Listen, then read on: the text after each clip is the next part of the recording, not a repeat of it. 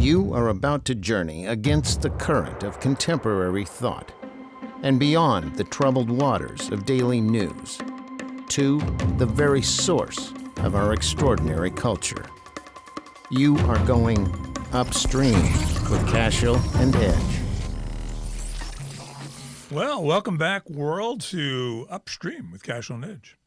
How are you, Jack? I'm not too bad. This is Jack Cashill, and that is, and you are? I am Loy Edge. Loy Edge. Yeah. Puts the edge. It's my real name. I Can know. you believe that? I thought that was given to you by that guy. What's his name? Henry Wilson? Was that it? The Hollywood agent? Swifty Lazar. Right. He had those big black glasses on. Kid, all you need's a catchy name. Well, there was one guy. He was an agent. I think his name was Wilson.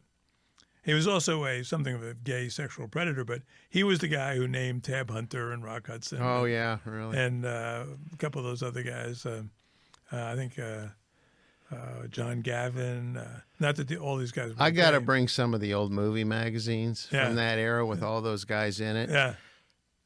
They're funny as hell. Yeah. Talking about all the girls that they might get together with, Liberace and all those Rock Hudson. Liberace. When will he get married? And here's something weird.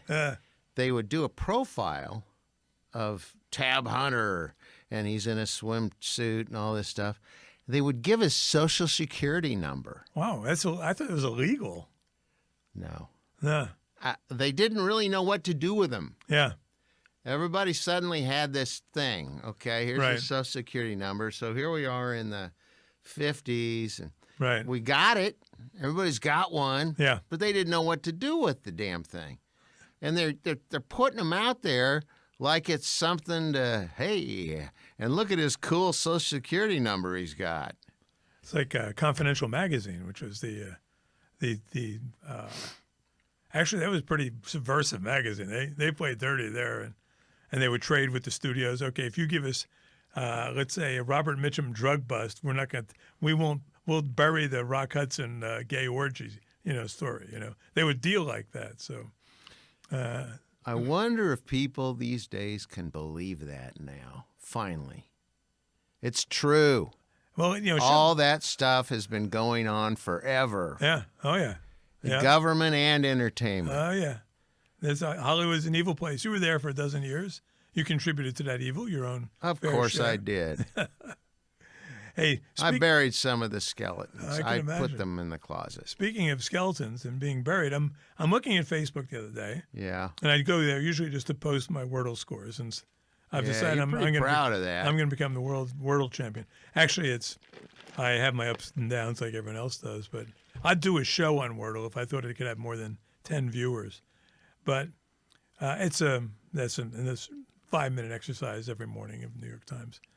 But there I'm cruising through my homepage, and there I see you being wheeled on a gurney through a hospital corridor, and I immediately thought, who can I get to replace Loy? No, I'm with you. No, I didn't think that. I said, oh my God, what happens if Loy can't do the show? And this, we have a good relationship here, and it would be shattered. It'd be like Martin losing Lewis, or Abbott losing Costello, or give me another Turner losing Hooch. Yeah, right. Abilese, no. I forget their names now. Eloise and Abelard, or whatever, going way back. Ethel Damon and Pythias, Fred and Ethel. No, I was there thinking you of the were. Rosenbergs. Yeah, Fred and Ethel. Fred and Ethel Rosenberg. No, I think you're confusing the Mertzes. Oh, yeah. I think it was Julius and Ethel Rosenberg. Yeah, that's right, the Mertzes, yeah. No, I had a sudden anaphylaxis. The similar allergic reaction people get from bee stings and peanuts and things like that. But I've never been allergic to anything. I never had an allergic reaction, really, that was of any consequence. Right. It's the middle of the day. I'm on hold like usual. It seems like I spend a lot of my time on hold with the gas company or some kind of crap like this. So I'm on hold. I ate this.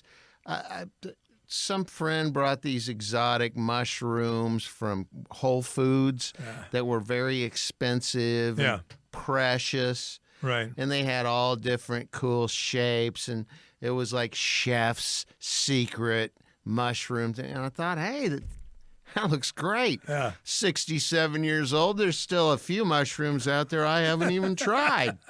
What could be the harm? Yeah. So I'm on the phone holding after I've eaten these mushrooms. It's been about a half an hour. My palms are itching. I mean, like a, like some terrible white Donald Trump businessman. They're just itching for more money. First symptom of excess masturbation are itching palms. So That's true. So you had to rule that out, right? That's right. Okay.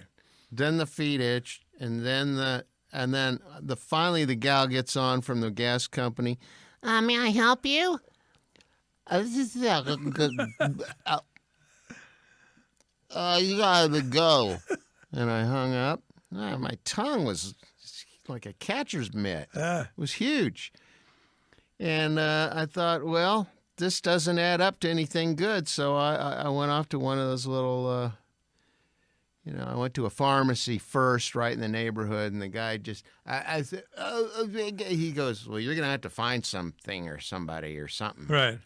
He just basically told me to hit the skids. He thought I was drunk, I guess. Yeah. So I go to this one of these new clinics that like exist. mini clinics. Yeah, right. HCA has. Oh, I know. Yeah, I know. St. Luke's put a bunch of them and then yeah. closed them. Huh. They built them, kicked everybody out. Get out of here! We got an important thing to build. Beat it! Take your stupid bank branch. Get that damn restaurant out of here. We got a hospital. And then it's like closed. Yeah. Right. Sorry. Yeah. And I go in there and they were very nice. They knew pretty much once they figured out I wasn't drunk. Right. They knew what to do. They hit me with an EpiPen. But when you used the word shrooms, did that throw them off? They were. I shouldn't have mentioned mushrooms. I shouldn't have. You should have put the muss on the front of it, though. When you said Actually, shrooms. I brought the package in with me. Oh, you did? Okay, good. There were two packages, and I brought one. And the guy looked at it, and he's like, is this what you had? And I said, yeah. He goes, huh. And he threw it in the trash. Wow. Yeah. Evidence.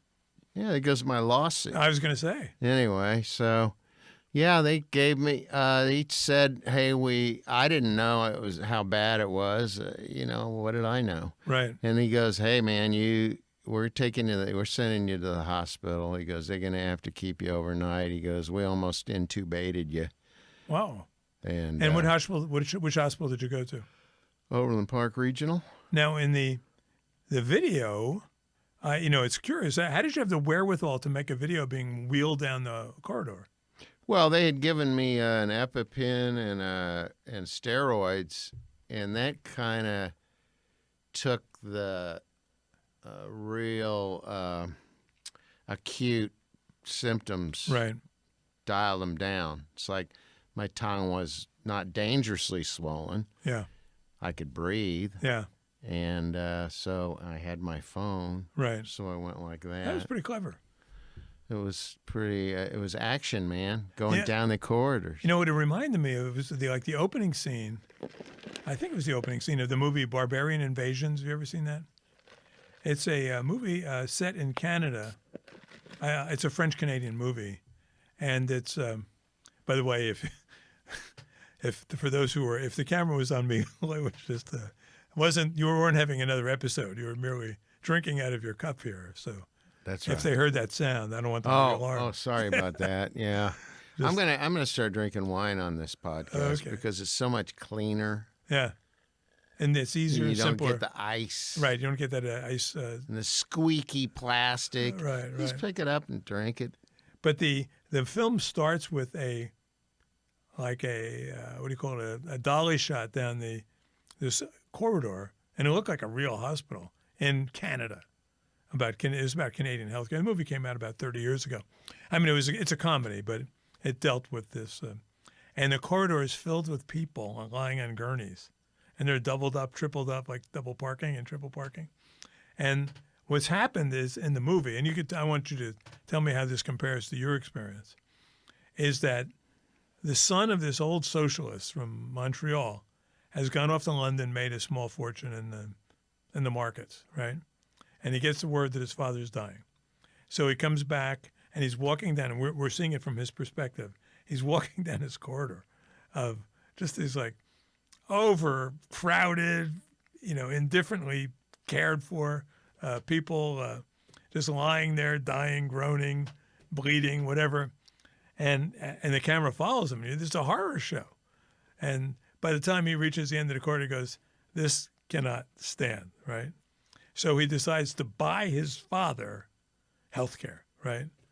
He has the money to do it, to bribe everyone to get his father the kind of health care that he needs. And that, for years, as long as I can remember, Canadian healthcare, British healthcare has been held up to us as a model of we should aspire to. And I have real reservations about that, to say the least. I don't know if this scene was typical, but from what I know, it wasn't atypical. The funniest scene in the movie, though, is this guy decides his father needs an MRI, right? The backlog in Canada was like 5 years or something, right? You'd be dead and buried 6 times over before they get to your MRI. So he takes him to Vermont to get his MRI. So they're crossing the border, and everything's gray and bleak in Canada.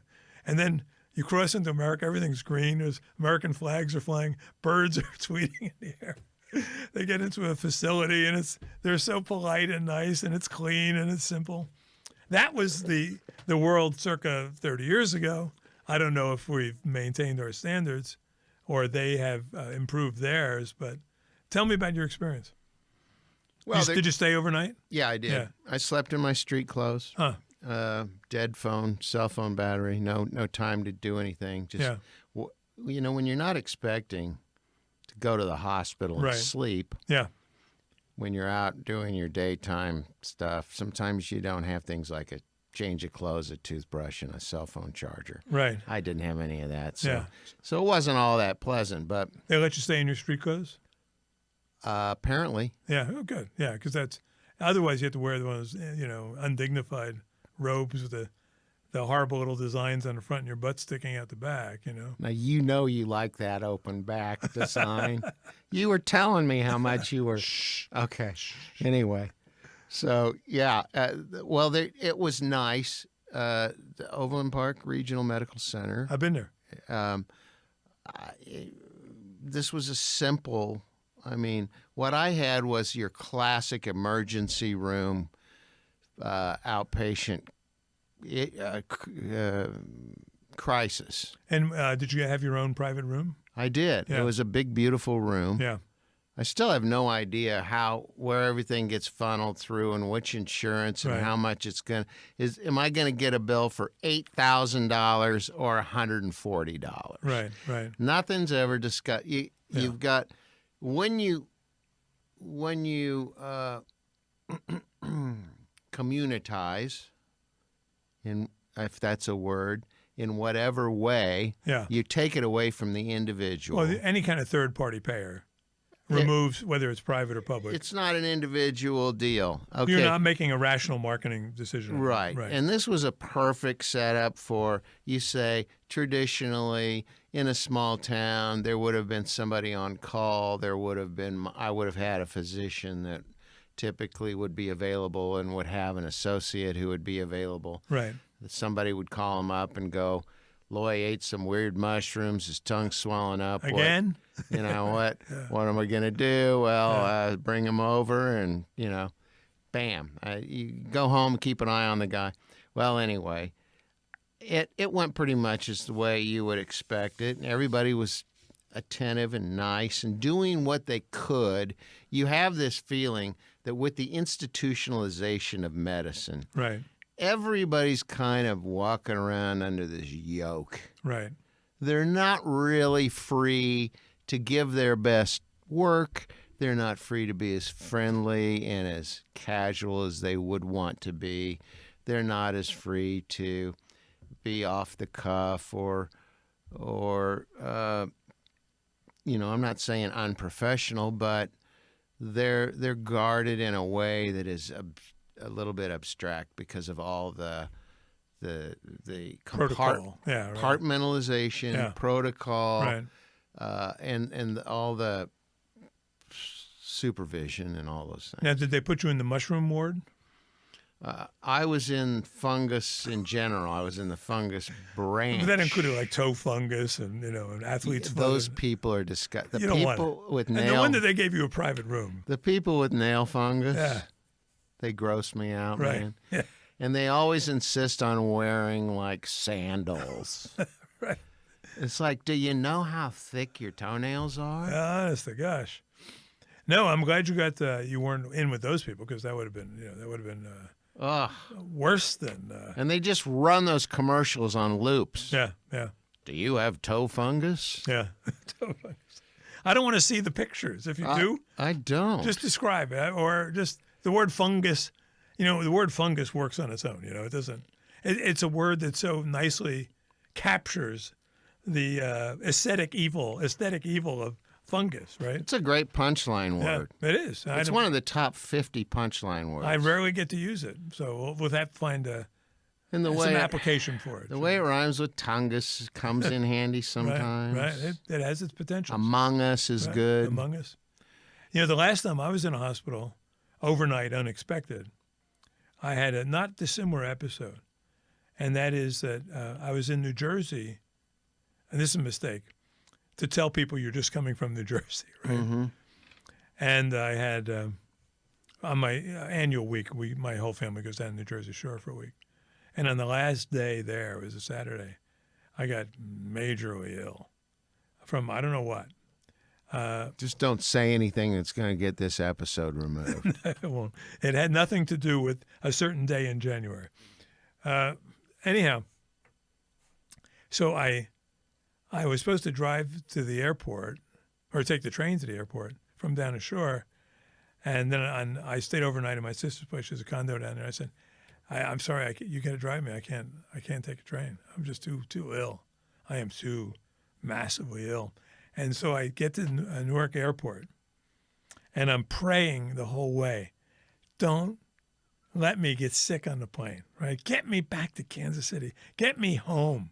I don't want to be sick on the road, Oh, I I've don't want been to be there many times. sick in someone else's chair. And fortunately, it was one of those little Embarcadero jets with one seat on one side and two on the other. And I got a one-seater, so it was good. And I'm saying, oh, You please would have been one-seater anyway. Please, God, eventually. get me back to Kansas City. I don't want to get sick on a plane. I don't want to be this. I don't want to have to turn the plane around for me to get ill. So we land in Kansas City. I'm really thrilled. I get on the bus to go back to the Park Air where my car is, and now the bus is like, And you're breathing like, right. And I get to Park Air, and then I see they have a new bathroom. Right. I get in, I lock the door, and then just I don't want to get into detail, but I used its facilities from just one end, the more sanitary end. But I was just massively ill, massive. And then I felt better. If you throw up, you feel better. But my wife's out of the country, so I drive home. I feel a little better. I say, okay, that's gotten behind me. I'll be all right. I get home, and then it starts getting worse and worse. And now I can't throw up anymore. And I felt like one of those guys I used to read about in the National Enquirer. You'd say, man, sitting in living room chair, burst into flames. I used to be scared of that as a kid. I thought that was a thing. you were scared of spontaneous combustion? Yeah. Because, whenever I see a National Enquirer, some guy was always sitting in his easy chair or his lazy boy. And then he would burst into flames. And, That was World Week in Review. Maybe. I don't think National Enquirer maybe not ever National Enquirer. wrote that. The Bat Boy people. Right. But it was like there'd be cinders left after. I don't want to be that guy. That's You what I don't look thought. so good. Right. On the positive side, we'll save on cremation, right? So I drive myself to St. Luke's hospital, and I just go up to the, there, I will say that the experience was, I was surprised how relatively good the experience was. And I just said to the lady, I said, I am massively ill, and convincingly that they called someone right up. And they probably thought I was having a heart attack or something.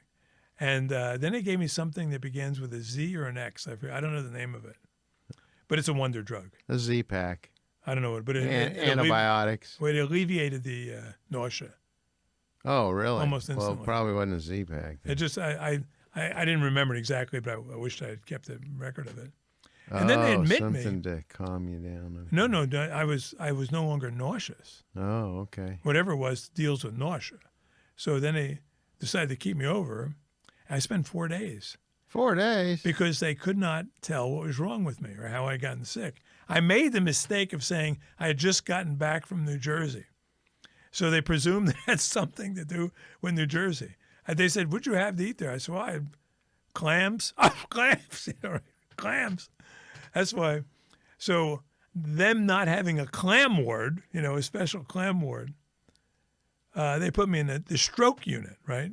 They had to put me someplace. Oh, man. So I'm in this stroke unit. Now, but I should say I've spent a week at the shore. I have a great tan. I'm looking really good. If they had a Mr. Stroke Unit contest, I would have won hands down. I mean, oh, man. I was really pretty cool. And, at the time I was much younger, and, nurses are paying a little attention to, Sure. like that. But they think I'm recovering from a stroke. But without looking, they come in and, "Oh, Mr. Cashill, hold your hands out in front of your face, your arms." I hold them out, perfectly straight. And they said, "Can you smile?" I smile, "You are doing great." I said, "Oh, great." That's a great example of what I'm talking about. If there was one-on-one medicine, it would have been, "Why in the hell are you talking to Mr. Clam Chowder from New Jersey about his non-existent stroke?" But I meant to ask you this about your hospital experience, because here's where my hospital experience, I spent 4 days there. They could never figure out what was wrong with me. After day 2, I was ready to leave. I went to get out. I would imagine. But and why I was ready to leave, because we had crappy TV, right? Mm-hmm. Now, what kind of TV did you have in your hospital experience? Never had it on. Is that right?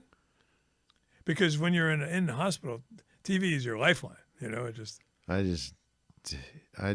Jack, I just never watch them anymore. Yeah. I don't even think about it. Even my dentist has TV now, and you get to choose. They had one in there. Yeah. I think it was on when I got in there. Well, because if you're going to spend an overnight, you really got to have a good TV. And that's where hospitals. It was on. I flipped through it to Yeah. see what kind of a setup it was. It was very, very limited. Yeah. There might have been 14 channels on it. Yeah. It didn't seem like it was the normal. You didn't have cable a real thing. Yeah, right. It's. But I had my phone while it lasted. Yeah. I listened to podcasts, but the room, everything was great. I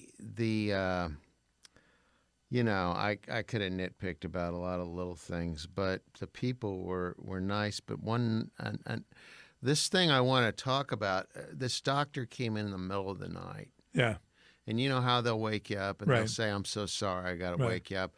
And then they might check your temperature or something.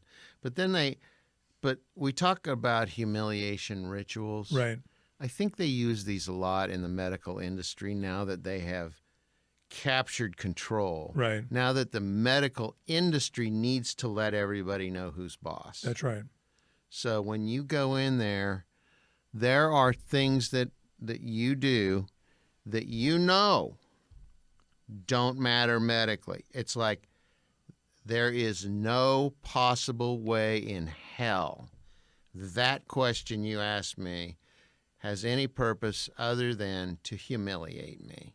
Right. And one of those things that they do is they go around and they will ask you the same questions that the admission person and the nurse and the doctor and the follow-up doc, like your birth date or something else about you is going to change while you're in there. And we thought in the era of EMR, electronic medical records, that they wouldn't have to do that anymore. That's what we thought. We thought, well, they're promising us this secure lockbox of information where they put it in there and you just stroll by and go, "I don't feel well." Bleep. Right. And it goes, "Up.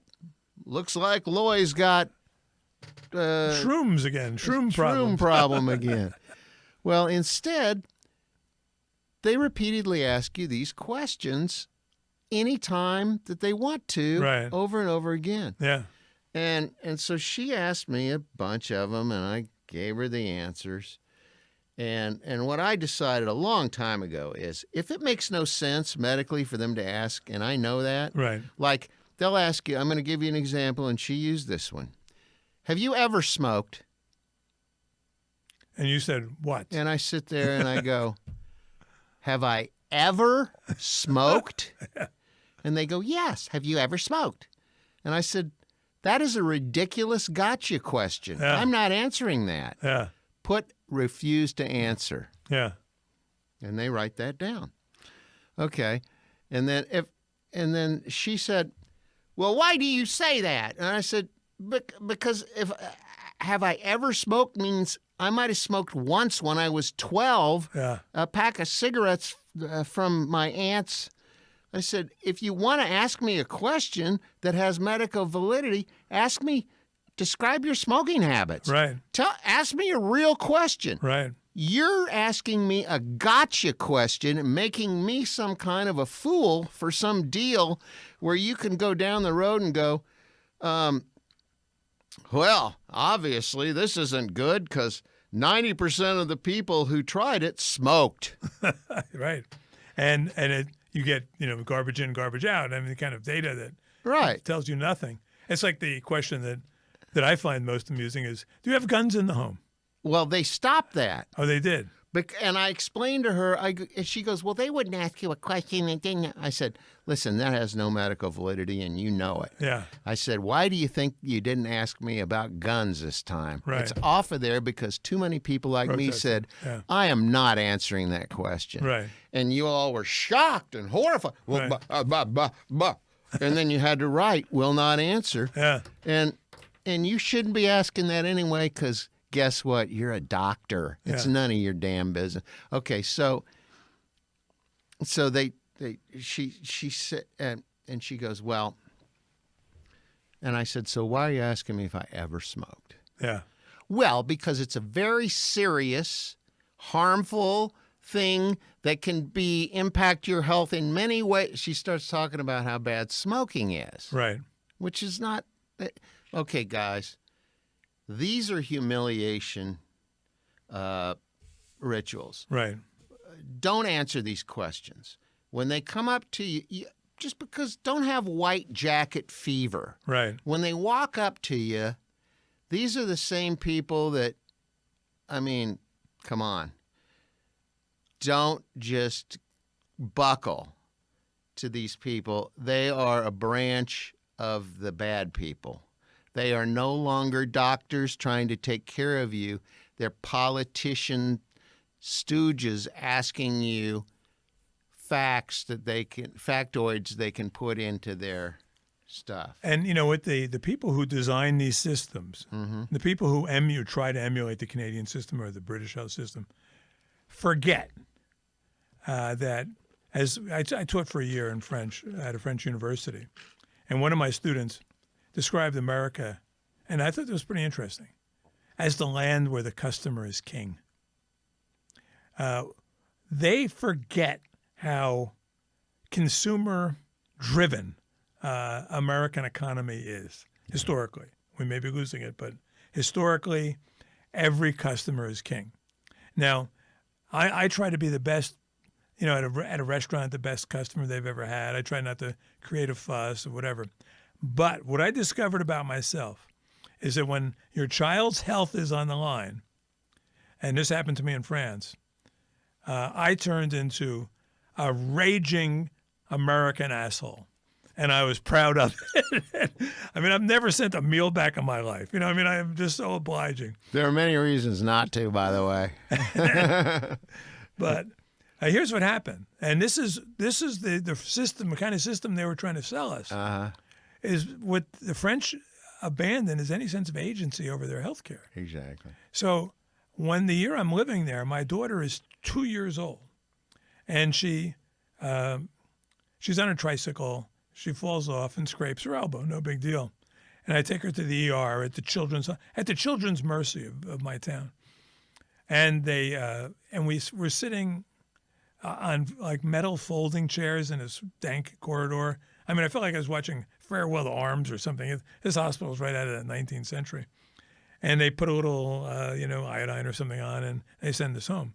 Well, the next day, she wakes up with a fever of 105, and her arm is swollen to her shoulder like a sausage. And I take her down to the children's hospital again. And I said, this time now, I said, you got to do something. This is serious. And my French is rust bad. I mean, it's just primitive at that time. I'd only been in the country for a month or so. And so they said, have her lie here on this bed. And the Grand Patron, the big doctor, he'll be back at 5 p.m. This is 8 a.m., right? She's supposed to just lie there on his bed for 9 hours unattended.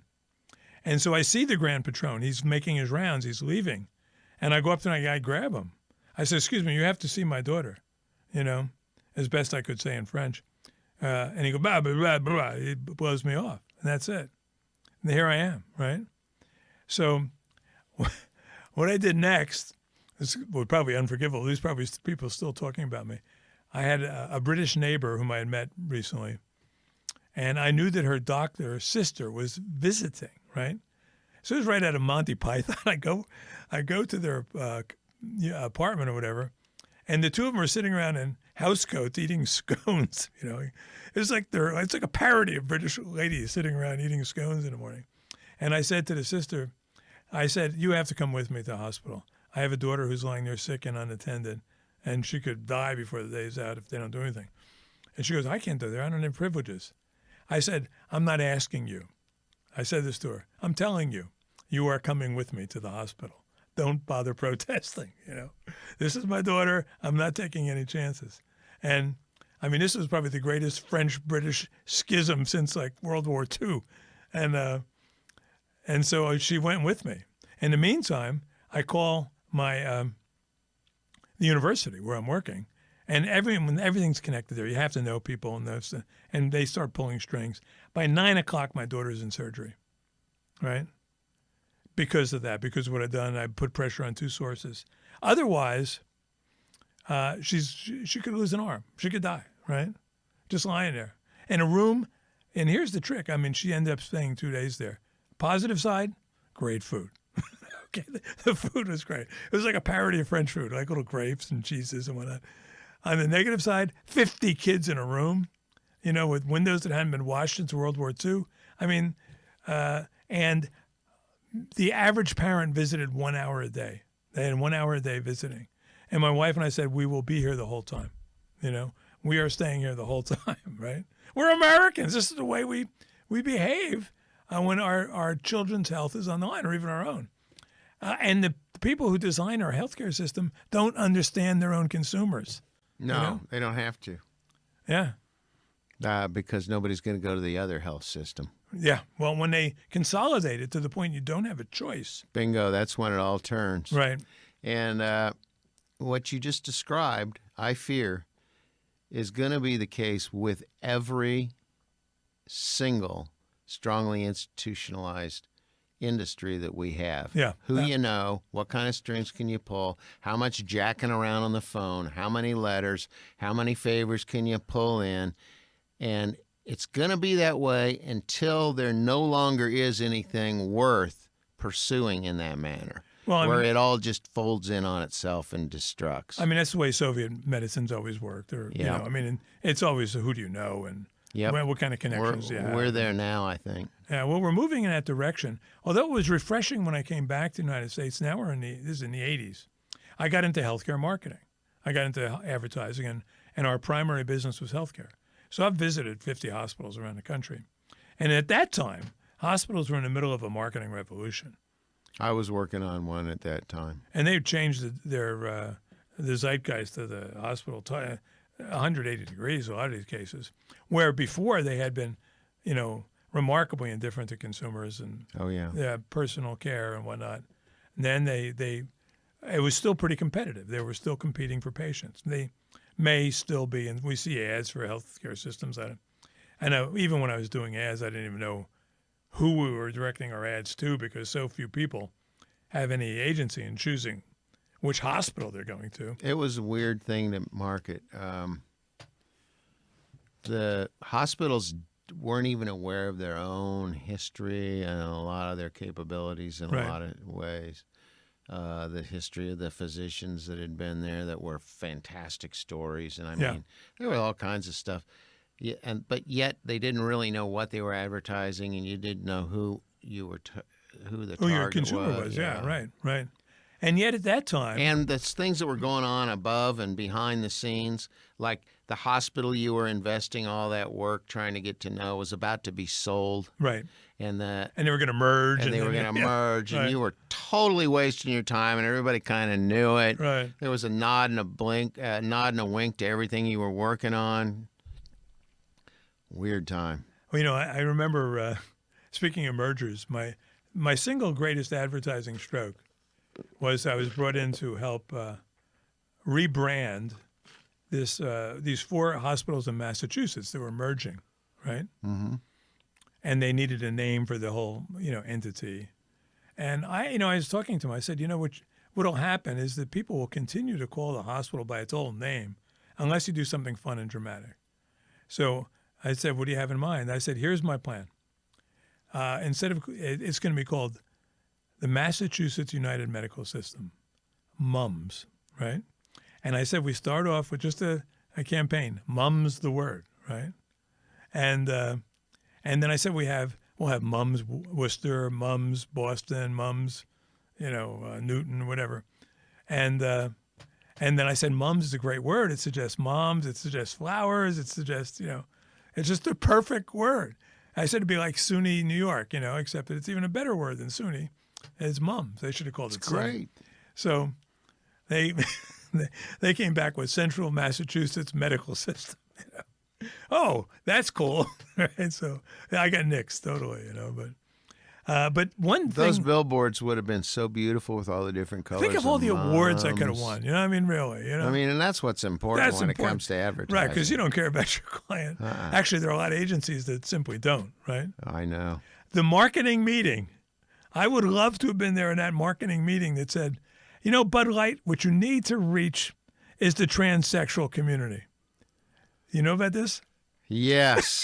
I mean, this is without peer. This is really the stupidest. I mean, the Gillette thing was so stupid. Right. The Nike thing was so stupid. Subway was so stupid to put all their eggs in the Jared basket. Right. You look at all these colossal mistakes. Right. But I can't even think of a potential. Number 2. I can't think of the number 2. There's not an upside to this thing. I mean, let's explain this for people who don't know what we're talking All about. right. And it's somewhat of a minor segue from healthcare, but they're vaguely related. Dylan Mulvaney, this freakish, it's like he's doing a minstrel show of a female, right? The equivalent of a female face. You said minstrel, right? Yes. Okay. It's like the minstrel shows, people would put a blackface on and act like black people. Well, he's doing a minstrel show to be a female. And except these females are charming and attractive and you kind of like them. He's just grating and and annoying and He's not as hot as like Rachel Levine. no, I mean who's that hot? There's a whole lot of non-woman there. Get your arms around. So Dylan Mulvaney is just this annoying youngish. He ends up in the White House, and now he's pretending to be a lady or whatever. And he's advertising Bud Light. He's taking. I don't know if you saw the thing. He's taking a bubble bath, being his freakish, annoying self, surrounded by cans of Bud Light. And this, of course, goes instantly viral. Is it a Bud Light bubble bath? I might as well. have I'm been. taking a Bud Light bubble bath. Well, bath being a useful metaphor here because Bud Light will take a bath. They right? will. They ought to. I've already started ordering. I'm a Bud Light devotee. I used to be. Sorry. No more Bud Light. I got options. Coors Light, Miller Light. They may be just as woke and just as bad, but they're not in my face about it. They're not hiring Dylan Mulvaney to subvert our whole belief system to sell beer. Don't they know who their audience is? Can they be that blind? Can the people who were in that marketing meeting and made that decision still have their jobs today?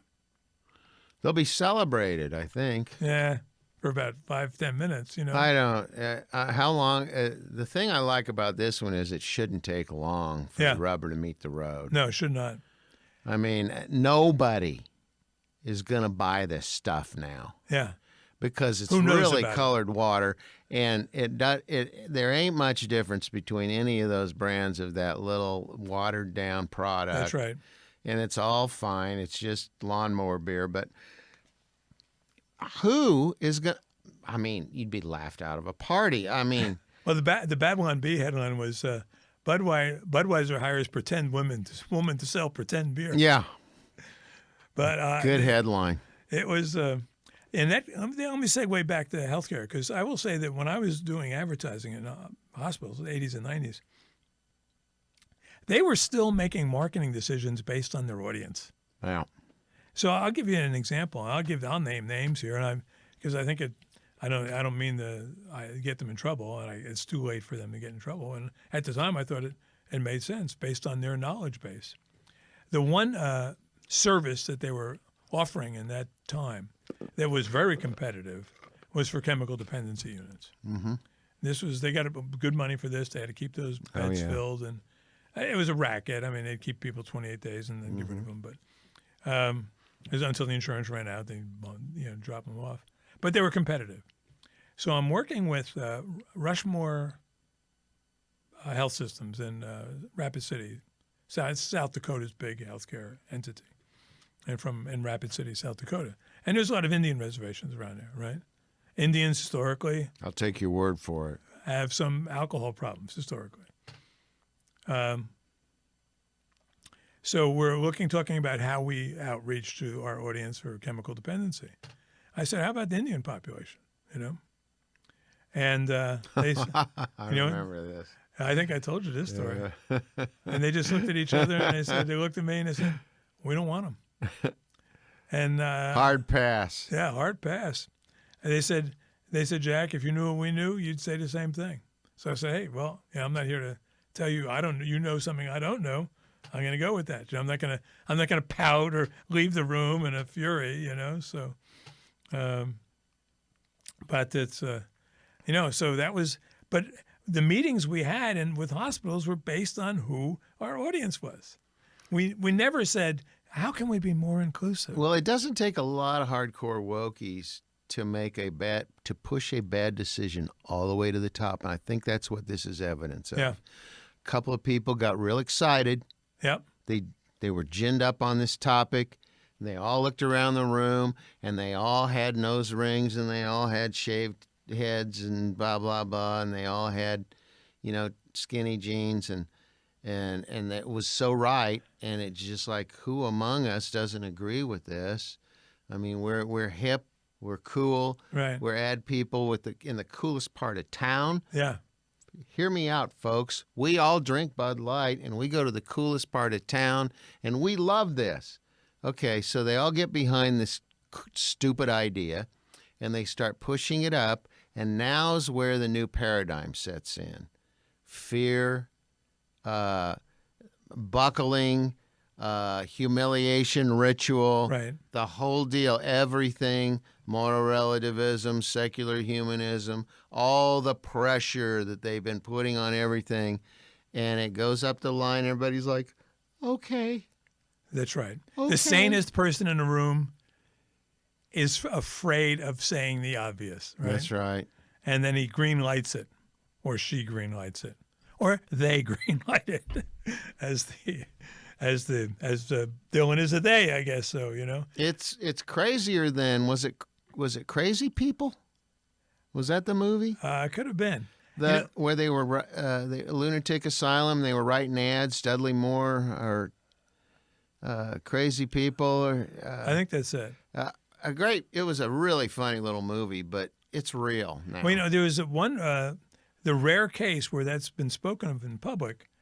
A parallel was, I don't know if you saw the Fox Nation documentary on Jussie Smollett. I don't think so. It's very good. It's a recent 5-part. It's really eye-opening. It's funny. You told me about it. It was 5 parts. Yeah, the Nigerian brothers on are Jesse Smollett. They make it worthwhile. They're dragging it out. I don't want to watch The Bachelor. They drag it out a little bit. And now they got another bouquet. But the Nigerian brothers are worth it because they're I heard that. I mean, that sounds great. But the revealing thing is this: is that the ratings for Empire. Remember the story was 8 degrees below zero. Empire guy, the Empire guy, right? As though MAGA guys wandering around in 10 degrees below Chicago at 2 a.m. recognize Jesse Smollett from his role in Empire, a show that about 8 white people in America have ever seen. Now the problem with, and they talk about this. They had one of the showrunners from Empire talking about this honestly. He said our show numbers were tanking because we were raising the